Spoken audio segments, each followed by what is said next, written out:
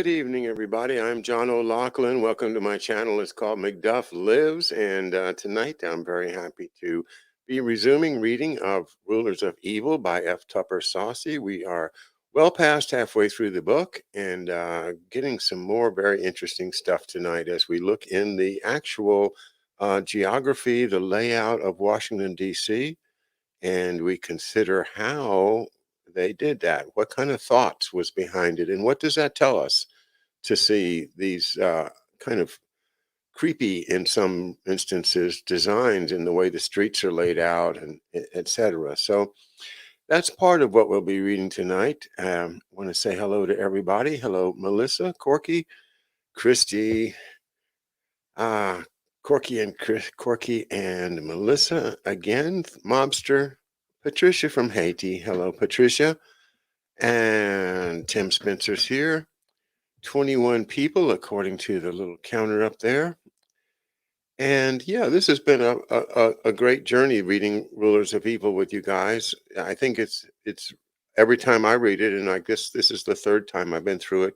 Um, it it just sinks in more and more that the influence of so many different secret societies, and I consider the Jesuits to be probably the most important secret. Not They might not want to be called a secret society, but what they are is uh, a military branch of Catholicism that seems to have its own rules that don't have a whole lot to do with Christian morality. But it's all about control, control of the entire planet, so that the church can rest easy and know that everybody is finally under their big tent. Is that what we're working on here? Is the church moving to Astana in Kazakhstan, where they're building all those crazy sun worshiping pyramids and all of that nonsense? But is it not consistent with all we've been studying that they are building a one world religion along with a one world government? Yeah, that's what they're doing. So we have to expose it. That's the important thing. That's why we want to keep on with Rulers of Evil, because it's done a great job, and I want to pass it on to you guys and talk it up. Tupper Saucy was in jail um, with the alleged assassin of Martin Luther King Jr. Why can't his name escape me? It's one of those three names.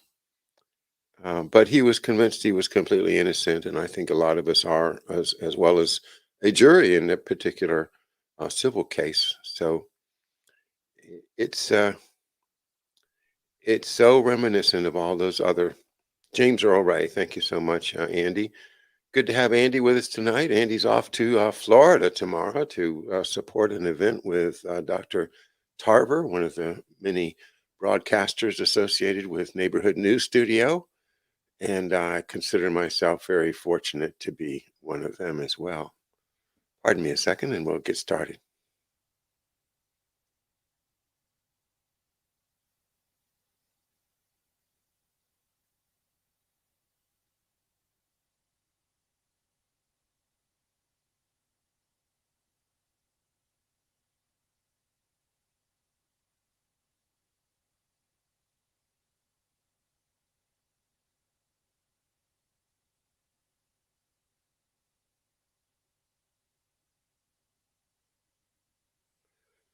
I want to wish everybody a happy new year. A lot of people are telling me, "Hey, it's going to be a good one."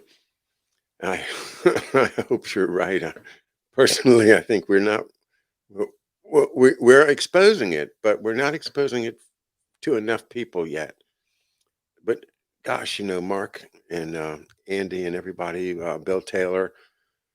The the big news to me is Gibson Island. Speaking of Bill Taylor, and realizing that that is a synarchy enclave, and Godfrey A. Rockefeller, was one of the residents associated with the synarchy, and so much of the businessman's plot, which was the DuPonts, remember? And that whole wealthy family is part of the synarchy. If you've ever, like me, wondered where did the DuPonts come from? Why are they so important and wealthy, and how come they're not, in the same group with the Rockefellers and the Carnegies and the Harrimans? And the answer is that they are different. They are part of the synarchy, which is a European based wealth. And these people put their money into the family foundation and into what the Italians would call a fondo, a fund, an immense pile of wealth that's kept in a family. And that's why the DuPonts are different, because they don't put everything out in corporate shares. But these people, the DuPonts, are the wealthiest individually. And that, well, Andy's showing their number 17, but I think if you look at him from individuals, you'll find a whole lot more DuPonts in the top 100 than other names, because they keep their wealth. And it's all built, of course, on munitions, gunpowder, and so forth. Now, of course, everything from chemicals to missiles to who knows what. But anyway, the idea that Gibson Island is this enclave of synarchism, right in the back door of America, right off of between Baltimore and Washington on the Chesapeake Bay, a gated community, to use a modern term, but they do have a security guard, and you can't get there. You can't go on into the island without a pass from the Gibson Island Association, whatever it is. But we've been there. We were there on the boat trip, the great first charrette, the Annapolis charrette.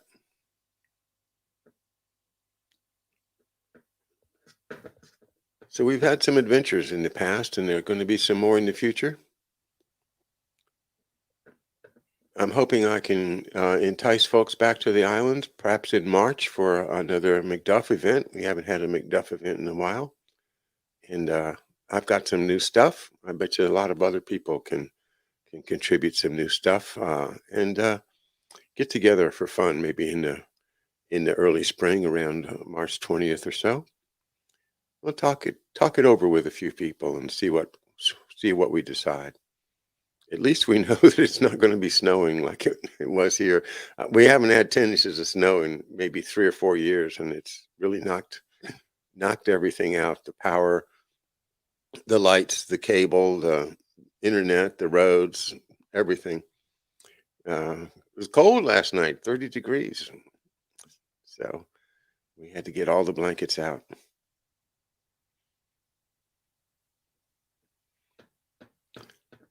What a long, strange trip it's been, to quote the Grateful Dead. All right, let's get to our text. Chapter 21 is called Jupiter's Earthly Abode. Rome's god of gods, Jupiter, was served in temples called Capitolia, from the Latin word meaning head. As we've seen, America's Temple of Jupiter was erected on land that had been known as Rome for more than 100 years before it was selected by Daniel Carroll's Federal City Committee from properties owned by Carroll himself. Subdividing the federal city, or the District of Columbia, into plats was the task of an artistic Parisian engineer named Pierre-Charles L'Enfant. According to Dr. James Walsh in his book, American Jesuits, L'Enfant got the job through the intercession of his priest, John Carroll. Okay, so L'Enfant's a Catholic.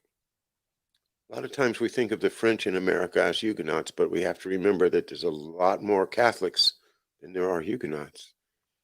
And the Catholics in French Catholics in French in Canada, of course, are all Catholic.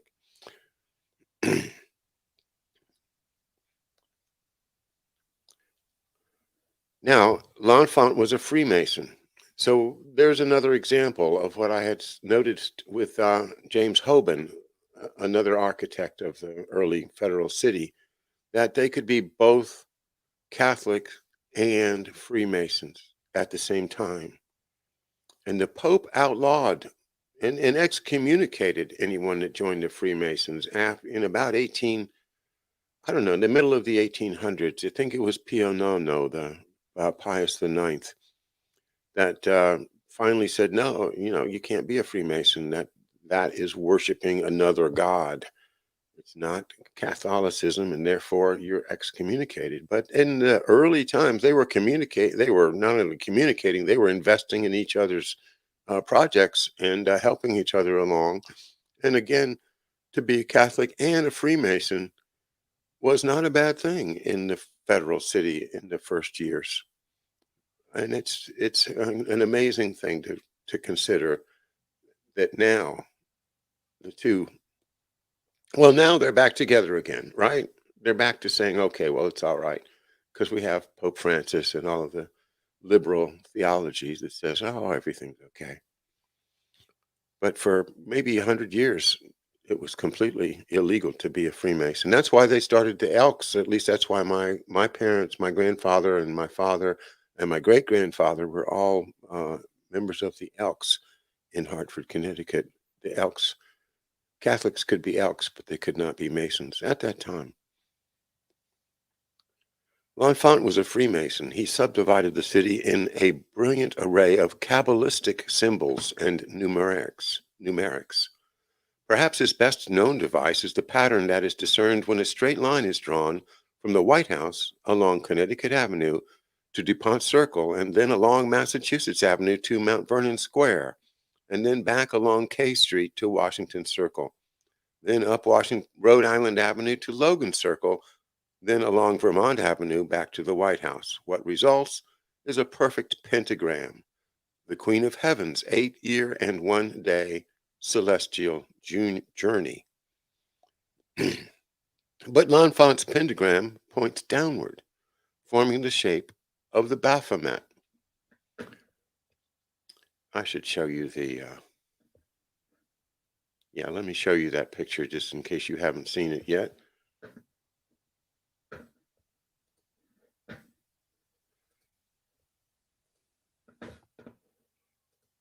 And there you go. And he's pointed out on here on his little drawing where DuPont Circle up at the top, Logan Circle, Mount Vernon Place, the White House, and Washington Circle. And you can obviously see that inverted pentagram conforming to the Kabbalistic Baphomet, so arranged that the goat's mouth is the White House.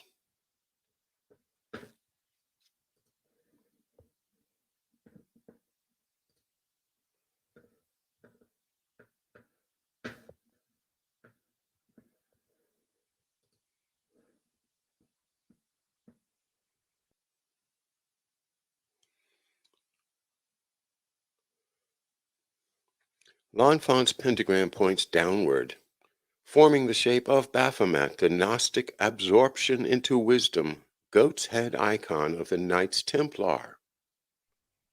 Gnostic, that's Gnostic, and it's one of our must-know words here at McDuff Lives. The Gnostic absorption into wisdom, goat's head icon of the Knights Templar. Gnostic historian Manly Hall says the upside-down pentagram is used extensively in black magic and always signifies a perverted power. The Baphomet imposed upon the federal city by Pierre-Charles L'Enfant puts the mouth of this perverted power exactly at the White House. The presence of perverted power is underscored in L'Enfant's numbering of Washington city blocks. The 600 series of blocks runs in a swath from Q Street north through the Capitol grounds down to the mouth of James Creek below V Street south. All the numbers between 600 and 699 are assigned to blocks within this swath except for the number 666. That number is missing from the map. It must have been secretly affixed to the only unnumbered section of blocks in the 600 series. That section, we find, includes the Capitol grounds that once were called Rome. Of course, 666 is the number of the name of the beast, quote unquote, mentioned in the 13th chapter of Revelation. If America's temple of Jupiter sits upon the beast named 666, could it be that the true founding fathers soberly recognized Congress as the great whore of Revelation 17, verse 1? The Latin historians Ovid, Pliny, and Aurelius Victor all tell us that the prehistoric name for Rome was Saturnia, that is, city of Saturn. Saturnia's original settlers came from the east, from Babylon. In the Babylonian language, according to Alexander Hislop, Saturnia was pronounced Satur, but spelled only with 4 characters, S-T-U-R. Now, Chaldean, like Hebrew, Greek, and to a limited extent Latin, has no separate numbering system. Their numbers were represented by certain characters of the alphabet. The Kabbalah derives its power from mathematical energies conveyed from these languages.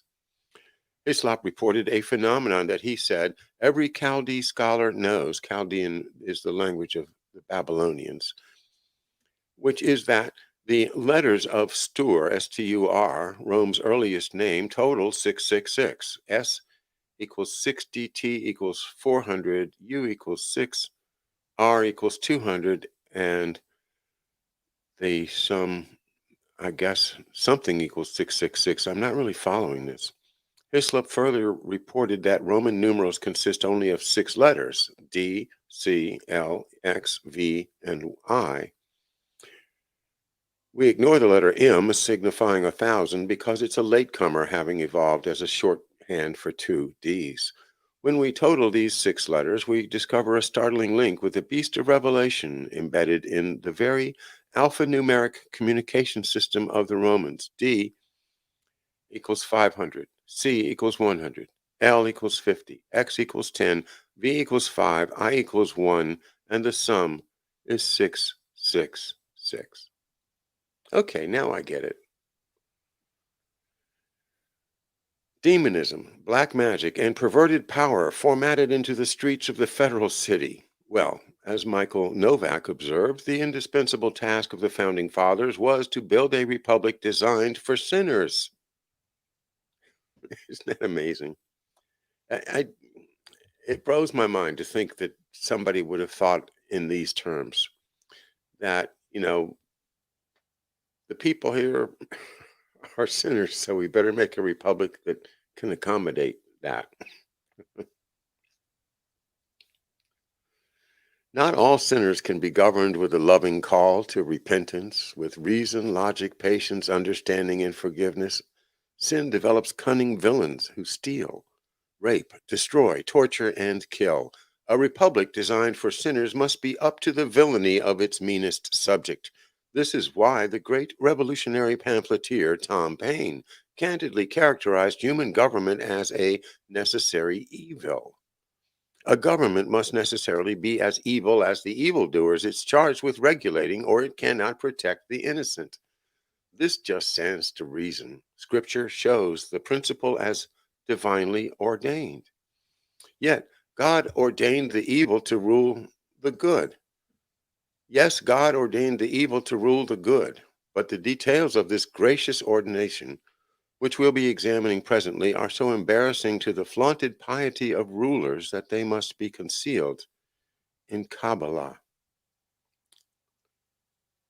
Soon after completing his master plan for the federal city, Pierre Charles L'Enfant became embroiled in a flagrant dispute with Bishop Carroll's high-ranking brother, Daniel. The young engineer wanted an avenue to go where Daniel Carroll intended to build his new manor house. When Carroll refused to build elsewhere, L'Enfant ordered the work crew to tear down the new house. Before any significant damage could be done, however, President Washington dismissed L'Enfant. The whole affair diverted attention away from the demonic symbolism in L'Enfant's designs, while conveniently removing him from public scrutiny. Again, blown cover as cover. The designs were executed by his successor, Andrew Ellicott, without significant alteration. The formal creation of Jupiter's American abode on Wednesday, September 18th, 1793, was a jubilant affair. President George Washington and Capitol Commissioner Daniel Carroll departed from the White House, marching side by side. They led a magnificent parade, quote, with music playing, drums beating, and spectators rejoicing in one of the grandest Masonic processions which perhaps ever was exhibited, or the like important on the like important occasion. Arriving at the construction site on Lot 666, Commissioner Carroll presented Worshipful Master Washington a large silver plaque engraved with the following words, quote, "This southeast cornerstone of the capital of the United States of America in the city of Washington was laid on the 18th day of September in the 13th year of American independence, in the first year of the second term of the presidency of George Washington, whose virtues in the civil administration of his country have been as conspicuous and beneficial as his military valor and prudence have been useful in establishing her liberties, and in the year of Masonry 5793, by the President of the United States, in concert with the Grand Lodge of Maryland, several lodges under its jurisdiction, and Lodge number 22 from Alexandria, Virginia." President Washington then descended into a builder's trench prepared for the Capitol's foundations, laid the plaque on the ground, and covered it over with the cornerstone. The cornerstone was a massive rock cut from Eagle Quarry, a property in Aquia Creek, Virginia, owned by the family of Daniel Carroll's nephew, Robert Brent. Then, just as the priests of Jupiter might have blessed their Capitolia 2 millennia ago, three worshipful masters consecrated the stone with corn, wine, and oil. Washington and the other masters stepped out of the trench and joined the assembled throng to listen to a patriotic speech. Afterward, said the Gazette, the congregation joined in reverential prayer, which was succeeded by Masonic chanting honors and a 15 volley from the artillery. Then the participants retired to a barbecue, at which a 500-pound ox was roasted, and those in attendance generally partook with every abundance of other recreation. Reading of the barbecue, I was reminded of the passage in the Aeneid where Julius Ascanius promised a sacrifice to Jupiter for favoring his rebellious undertaking.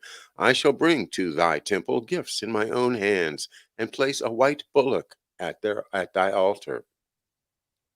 Could it be that the silver plaque, the corn, the wine, the oil, the chanting, the roasted ox, and the reverential prayer were the fulfillment of that promise, a burnt sacrifice to Jupiter on the altar of his Capitolium upon land called Rome, land formally consecrated by Pontifex Maximus to the protection of the goddess Venus?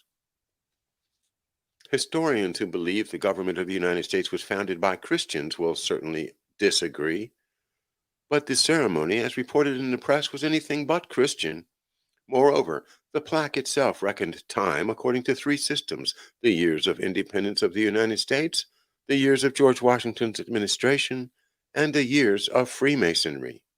It completely ignored the system that reckons time in the years of Jesus Christ. 8 years after the sacrifice, Congress met in the Capitol for the first time. Washington gave the appearance of a Roman Catholic settlement. The most imposing houses, Washington, I guess the city gave the appearance of a Roman Catholic settlement. The most imposing houses in the city belonged to Daniel Carroll and his brother-in-law, secularized Jesuit priest Notley Young. The city's mayor was Carroll's nephew, Robert Brent, who was also purveying stone for the most of the federal buildings. Over on the west side of the town stood Georgetown College, established by Bishop John Carroll in 1789. Georgetown quickly became the foremost incubator of federal policy, foreign and domestic. It is still administered by the Society of Jesus.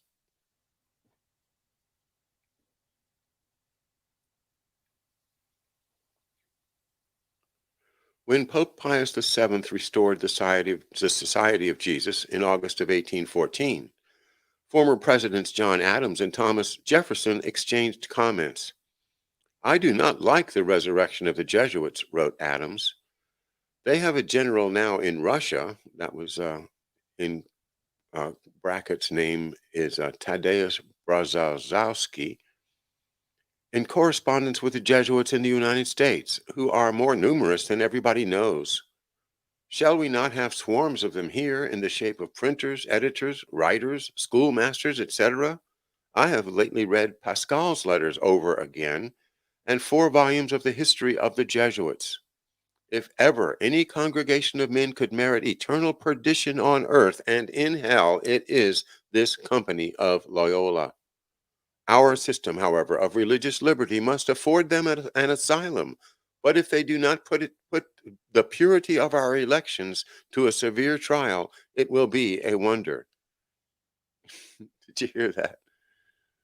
If they do not put the purity of our elections to a severe trial, it will be a wonder. Well, somebody's putting the purity of our elections to a very severe trial, are they not? Jefferson's reply indicates or pretends that he too was unaware that America's destiny had been shaped by the hands of Rome. Quote, "Like you, I disapprove of the restoration of the Jesuits, which seem to portend a backward step from light into darkness," unquote.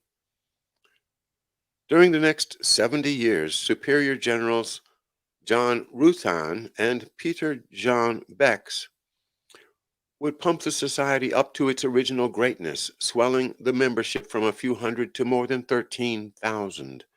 In those same 70 years, the Protestants who had fought for America's independence would vastly diminish in proportion to the influx of fresh Roman Catholic refugees from European tyrannies.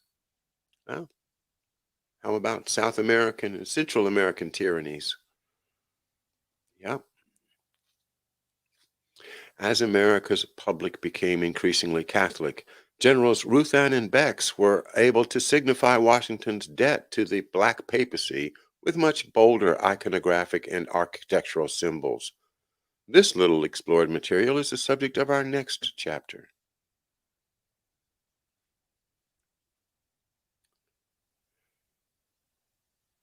And here we have the goddess on the top of the Capitol Dome, and it's another one I think I should share with you. So let's put that up there. Okay.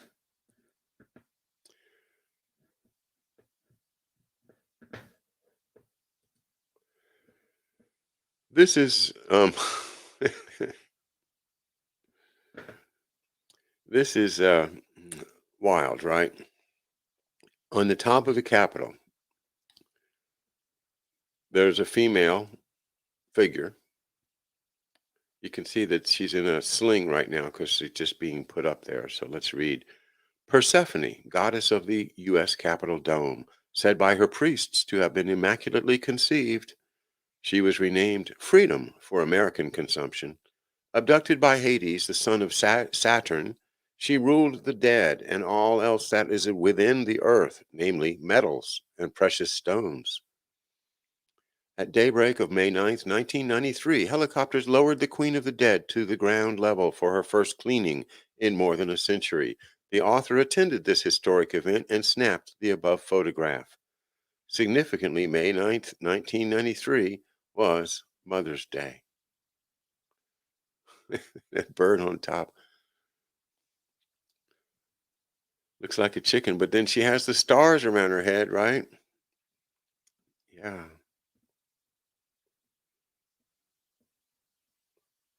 The Immaculate Conception. As if it weren't enough that Christopher Columbus had dedicated the New World to her,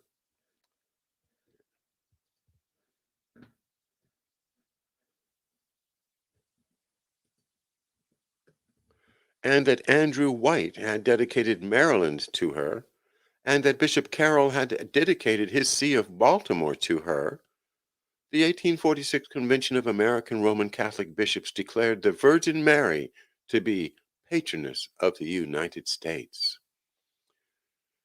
The first 2 years under her patronage enriched the national government considerably. The Oregon Territory and the Southwest joined the Union, as did California with its bursting veins of gold. The blessings had their downside, however. They precipitated a corresponding increase in intersectional tensions that erupted in a devastating interstate bloodbath some historians call the Civil War. In that war, the patroness of the United States dealt as cruelly with the enemies of her protectorate as the vengeful goddess Ishtar did with the enemies of ancient Babylon. In February 1849, Pio IX, the popular name for Pope Pius IX, there's a boulevard named after him in Macon, Georgia, issued an encyclical that colored America's patroness with the fearsome aspects of Ishtar. The encyclical, entitled Ubi Primum, it celebrated Mary's divinity, saying, quote, the resplendent glory of her merits, far exceeding all the choirs of angel, elevates her to the very steps of the throne of God. Her foot has crushed the head of Satan, set up between Christ and his church. Mary, ever lovable and full of grace, always has delivered the Christian people from their greatest calamities and from the snares and assaults of all their enemies, ever rescuing them from ruin. Holy as she may sound, a Satan bashing, life saving Virgin Mary is a fabrication of sacred pagan tradition. The Bible does prophesy that Satan's serpentine head will be violated, but not by Mary. At Genesis 3:15, we read God's vow that Satan's seed will be bruised by the seed of Eve. It may be argued that Eve's seed was Mary, but according to the inspired understanding of the apostles, it was Jesus. At Romans 16, verse 20, Paul promises a Roman congregation that, quote, the God of peace shall bruise Satan under your feet, unquote. Nor was Mary given power to deliver people from their enemies. Only the, quote, one mediator between God and men, the man Christ Jesus, quoting 1 Timothy 2, verse 5, a name which is above every other name, in Philippians 2, verse 9, is a divinely authorized deliverer. No, the Mary of Ubi Primum will not be found anywhere in the Bible. But then Pio IX, the first pope ever to be declared infallible, carried about a rather famous theological ignorance. His private secretary, Monsignor Talbot, defended Pio's ineptitude in a letter cited by Jesuit author Peter de Rosa in his Vicars of Christ. Quote, as the Pope is no great theologian, I feel convinced that when he writes his encyclicals, he is inspired by God. Ignorance is no bar to infallibility, since God can point out the tight road even by the mouth of a talking ass. Huh. Ignorance is no bar to infallibility. That reminds me of one of my favorite um, um, I guess it's called a malapropism, but when you mess up a quote, and this fellow one time said, just with a straight face, like he didn't know what he was saying. He says, and it just goes to show you, ignorance is 9/10 of the law. And I had to bite my lip because it's about the funniest thing. Ignorance is 9/10 of the law. Well, here you go. Ignorance is no bar to infallibility, says Monsignor Talbot, defending poor old Pio Nono, who was, of course, infallible, even though he was ignorant.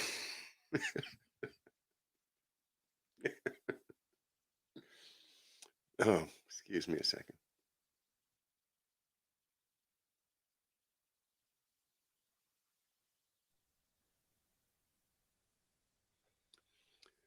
This Pio Nono, Pius the Ninth, is a towering figure in the 19th in the 19th century, the 1800s.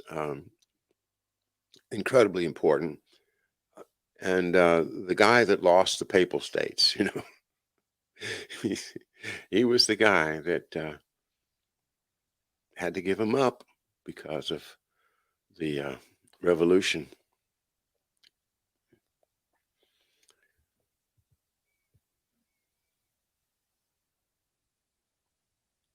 And then they made a deal with Mussolini. And if it wasn't for that, the Concordat, well, I'll tell you about that another time. But that revival of the temporal power of the Pope was the great takeaway for the Catholic Church when they gave basically everything over to Mussolini.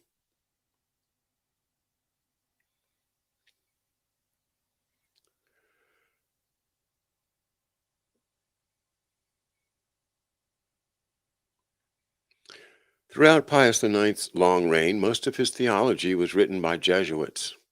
On December 8, 1854, Superior General Bex brought 300 years of Marian devotion to a glorious climax with Ineffabilis Deus, another encyclical, this one captioned in Latin meaning God indescribable. The encyclical defining the Immaculate Conception, the extra scriptural doctrine that Mary, like Jesus, was conceived and remained free of sin. The doctrine which holds that the most blessed Virgin Mary, in the first instance of her conception, by a singular grace and privilege granted by Almighty God, in view of the merits of Jesus Christ, the Savior of the human race, was preserved free from all stain of original sin, is a doctrine revealed by God and therefore to be believed firmly and constantly by all the faithful. That's quoting from that encyclical. Ineffabilis Deus mobilized the United States Congress to pass extraordinary legislation. Congress became suddenly obsessed with expanding the Capitol's dome. According to the official publication, The Dome of the United States Capitol, An Architectural History, published 1992, never before or since has an addition to the Capitol been so eagerly embraced by Congress. Within days of Pio Nono's definition of the doctrine of Immaculate Conception, legislation was rushed through Congress that effectively incorporated the new Vatican doctrine into the Capitol dome's crowning architectural platform, its cupola. A week following Ineffabilis Deus, Philadelphia architect Thomas Walter, a Freemason, completed his drawings for the proposed dome. It would be surmounted by a bronze Marian image, which would come to be recognized as the only authorized symbol of American heritage. Her classical name was Persephone, Greek Roman god of the psyche or soul, and leading deity in the Eleusinian mysteries of ancient Greece. Persephone was abducted by Saturn's son, Hades, and made queen consort of his dominion, the underworld. Persephone was distinguished for her immaculate conception, described by Proclus, head of the Platonic Academy in Athens during the 5th century of the Christian era, as, quote, her undefiled transcendency in her generations. In fact, most of the statues of Persephone in the Christianized Roman Empire had been simply re-identified and reconsecrated as the Virgin Mary by missionary adaptation. Congress appropriated $3,000 for a statue of Persephone. President Franklin Pierce's Secretary of War, Jefferson Davis, awarded the commission to a famous young American sculptor named Thomas Crawford. Crawford lived and worked in Rome. His reputation had been established with a statue of Orpheus, which, when exhibited in Boston in 1843, was the first sculptured male nude to be seen in the United States. Since another of Persephone's ancient names was Libera, liberty, Crawford named his Persephone Freedom. His work has worn that title ever since. After 2 years of labor in the shadow of the Jesu, Crawford completed a plaster model of Freedom. Her right hand rested on a sword pointing downward. Her left hand, against which leaned the shield of the United States, held a laurel wreath. She was crowned with an eagle's head and feathers mounted on a tiara of pentagrams, some inverted, some not. When ultimately cast in bronze, Freedom would reach the height of 19 feet 6 inches, a sum perhaps deliberately calculated to pay homage to the work's final destination, the beast of Revelation at lot 66. For 19 feet 6 inches works out to 6 plus 6 plus 6 feet, 6 plus 6 plus 6 inches. Freedom would stand upon a 12-foot iron pedestal, also designed by Thomas Crawford. The upper part of the pedestal was a globe ringed with the motto of the Bacchic Gospel, E pluribus unum, while the lower part was flanked with 12 wreaths, and as many fascia, those bundles of rods wrapped around axe blades symbolizing Roman totalitarianism. Crawford wanted his sculpture to be cast at the Royal Bavarian Foundry in Munich, while architect Thomas Walter preferred Clark Mills's foundry near Washington. Their transatlantic argument ended abruptly when Crawford died in London on September 10th, 1857, of a tumor behind his left eye. In that same year, 1857, the United States Supreme Court handed down the Dred Scott versus Sanford decision, a decision which most historians agree ignited the great American Civil War. The opinion was written by Roger Brooke Taney, who succeeded John Marshall as Chief Justice. A devout Roman Catholic, quote, under the influence of Jesuits most of his long life, according to Dr. Walsh's book, American Jesuits, Taney held that Negro slaves and their descendants could never be state citizens and thus could never have standing in court to sue or be sued, nor could they ever hope to be United States citizens, since the Constitution did not create such a thing as a, quote, United States citizenship, unquote. Taney's opinion was widely suspected of being part of a plot to prepare the way for a second Supreme Court decision that would prohibit any state from abolishing slavery. American slavery would become a permanent institution. This is exactly what happened, although not quite as everyone supposed it would. First, slavery was abolished by the 13th Amendment. Then, the 14th Amendment created a new national citizenship. Unlike state citizenship, which was denied to Negroes, national citizenship was available to anyone as long as they subjected themselves to the jurisdiction of the United States. That is, to the federal government, whose seat is in the District of Columbia, i.e., Rome.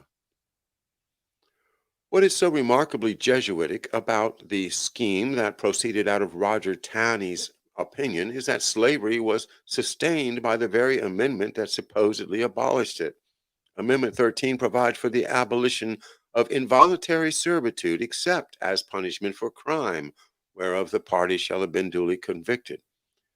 In our time, the federally regulated communications media, with their continually exciting celebration of violence and drug use, have subtly but vigorously induced youthful audiences to play on a minefield of complementary criminal statutes.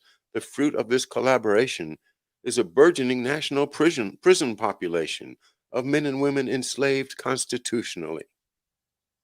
American slavery has become a permanent institution. Reaction to Taney's decision animated Abraham Lincoln to immerse himself in the abolitionist rhetoric and challenge Stephen A. Douglas for the Senate in 1858.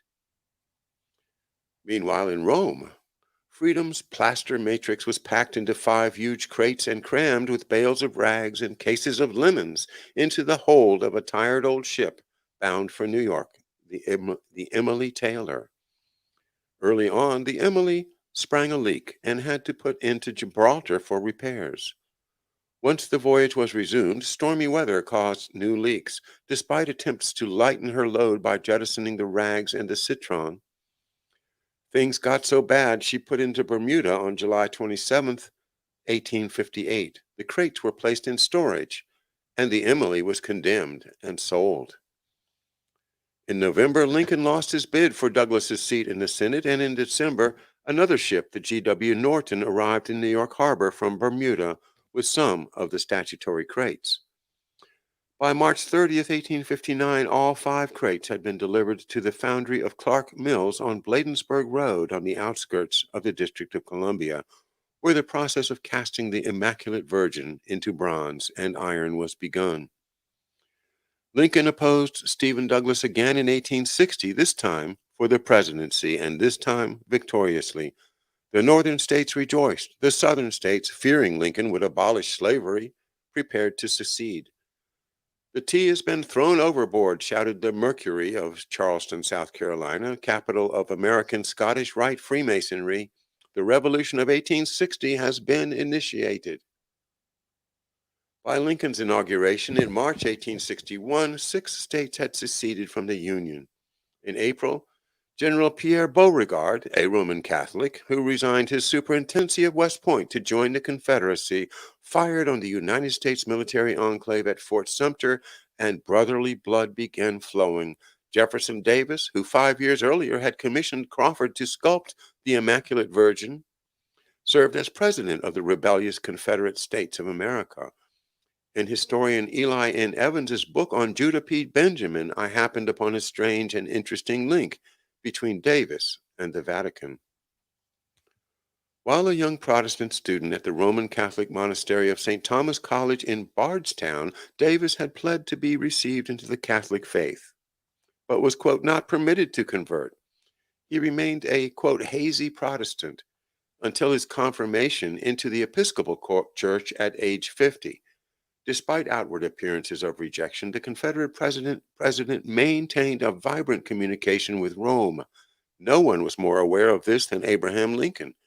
At an interview in the White House during August 1861, Lincoln confided the following to a former law client of his, a Roman Catholic priest named Charles Chiniquy, who published the president's words in his own autobiography, 50 Years in the Church of Rome. Quote, I feel more and more every day, stated the president, that it is not against the Americans of the South alone I am fighting. It is more against the Pope of Rome, his Jesuits, and their slaves. Very few Southern leaders are not under the influence of the Jesuits through their wives, family relations, and friends. Several members of the family of Jeff Davis belong to the Church of Rome. Even the Protestant ministers are under the influence of the Jesuits without suspecting it. To keep her ascendancy in the North, as she does in the South, Rome is doing here what she has done in Mexico and in all the South American republics. She is paralyzing by civil war the arms of the soldiers of liberty. She divides our nation in order to weaken, subdue, and rule it. Neither Jeff Davis nor any one of the Confederacy would have dared to attack the North had they not relied on the promises of the Jesuits that, under the mask of democracy, the money and the aims of the Roman Catholics, even the arms of France, were at their disposal if they would attack us. I pity the priests, the bishops, and monks of Rome and the United States when the people realize that they are in great part responsible for the tears and blood shed in this war. I conceal what I know, for if the people knew the whole truth, this war would turn into a religious war and at once take a tenfold more savage and bloody character. Unquote. Now that quote is from Charles Chiniquy, and unfortunately, I have not, and I don't think anybody's been able to corroborate or otherwise confirm the validity of that quote. But Chiniquy is a very important person to study, and that is an accurate quote from him, and he was a contemporary and did know President Lincoln. So I think we can have some faith in what we just read.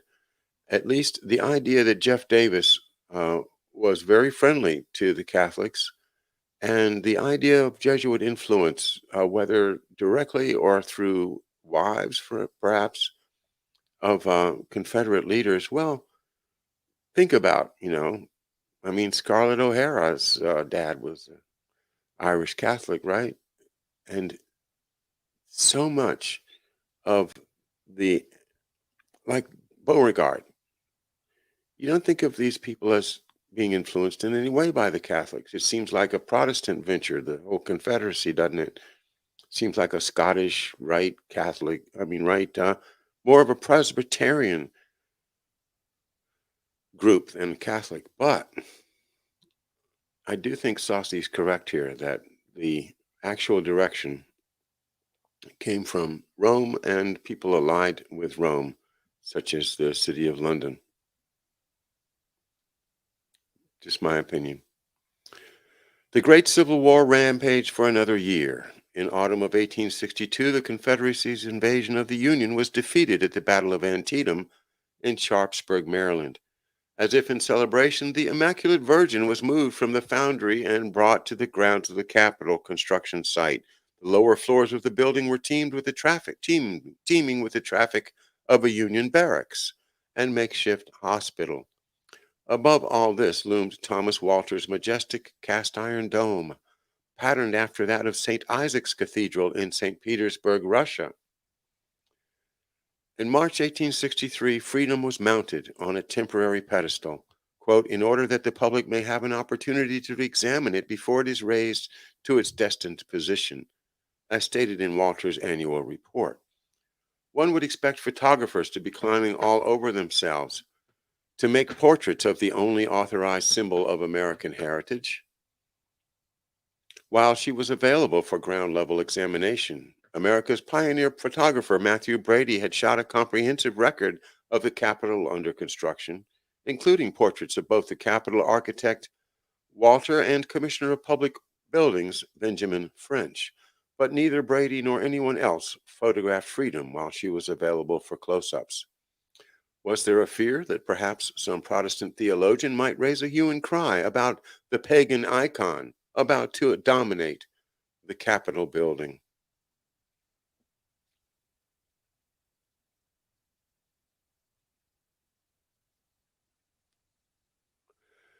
All right. Well, we have conquered a short chapter and half of the next one.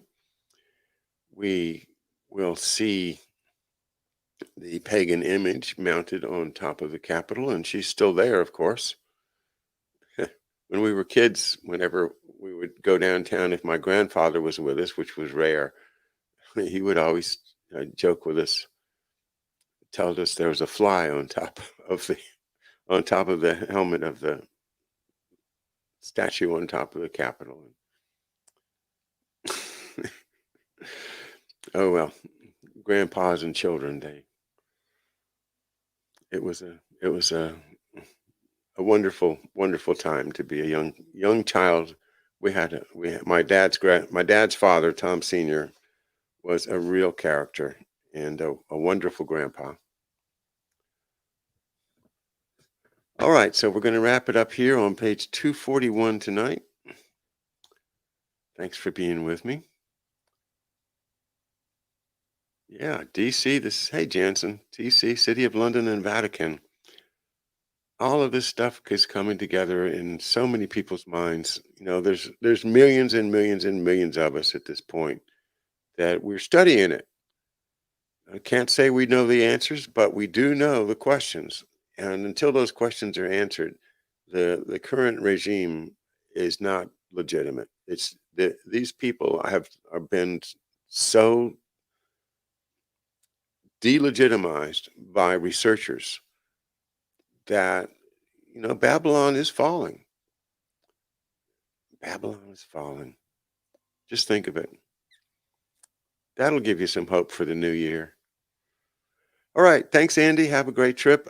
Thanks, everybody, for being with me. I will see you tomorrow night with the great David Underdown. So we'll start the year off with David tomorrow night at 8 p.m. right here on McDuff Lives.